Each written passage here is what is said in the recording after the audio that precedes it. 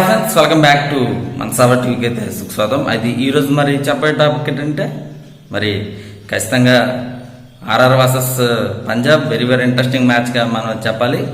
మరి మొత్తం మీద ఎక్కడంటే పంజాబ్ గ్రౌండ్స్, మరి ఇక్కడ 2 మ్యాచ్లు అనేది జరిగింది. ఇది చాలా చాలా కొత్త గ్రౌండ్గానే మనం అయితే భావించాలి.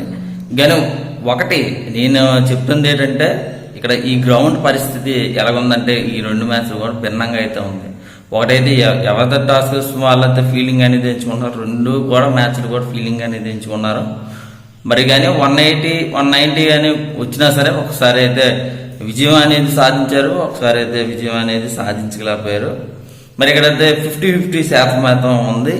కానీ ఒకటి ఎవరితో టాస్ వస్తుందో వాళ్ళైతే ఫీలింగ్ అనేది ఎంచుకుంటారు ఖచ్చితంగా. సరే వాళ్ళైతే 190 కానీ 200+ కానీ కొట్టారంటే చాలా కష్టంగా మరి మారిపోయే ఛాన్సెస్ ఉంటుంది. మరి ఈసారి పిచ్ ఎలా ఇస్తారో ఏమిటని చూడాలి. స్లో పిచ్ ఇస్తారా, లేకపోతే బ్యాటింగ్ ట్రాక్ పిచ్ ఇస్తారా, లేకపోతే బౌలింగ్ ట్రాక్ పిచ్ ఇస్తారా ఏమిటని చూడాలి. కానీ మొత్తం మీద అన్నిటికీ కూడా పేస్కి చాలా వరకు కూడా అనుకూలించే పిచ్గానే మనం అయితే భావించవలసిన పరిస్థితి అయితే ఉంది. ఖచ్చితంగా మరి డూ ఫ్యాట్ వచ్చే ఛాన్స్ ఉందా లేకపోతే ఏమిటనేది చూడవలసిన పరిస్థితి కూడా ఎక్కువగా మరి కనిపిస్తుంది. అయితే బలబల్లో చూసుకున్నా, మరి హెడ్ చూసుకున్నా ఎక్కువగా ఆర్ఆర్కే ఉంది.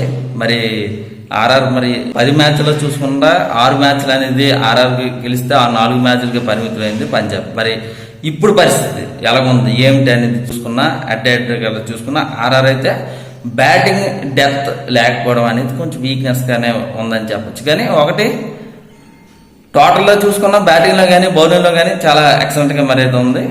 మరి ఇటు యశస్వి జైస్వాల్ కానీ, బట్టర్ కానీ, మరి పరాగ్ విషయంలో కానీ, సంజు శాంసన్ విషయంలో కానీ వీళ్ళందరూ కూడా మంచి ఫామ్లో అయితే ఉన్నారు. అడ్మైరర్ కానీ వెరీ వెరీ ఇంట్రెస్టింగ్ ఫామ్గా మరి చెప్పచ్చు. అటు బౌలింగ్లో యశస్వి జైస్వాల్ కానీ, మరి చాల్ కానీ, బౌలింగ్లో సైన్ కానీ, మరి బోల్ట్ కానీ వీళ్ళందరూ కూడా మంచి ఫామ్లో అయితే ఉన్నారని చెప్పచ్చు. మరి చూడాలి ఎలా రాణిస్తారు ఏమిటని చూడాలి.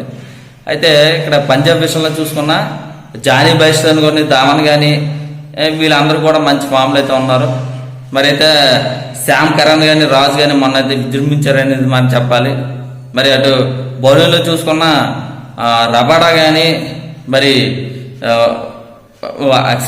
దీప్ సింగ్ కానీ వెరీ వెరీ ఇంట్రెస్టింగ్ అని చెప్పొచ్చు. దీప్ సింగ్ అయితే T20కి అయితే ఎంపిక చేసే అవకాశం ఉంది టీమిండియా.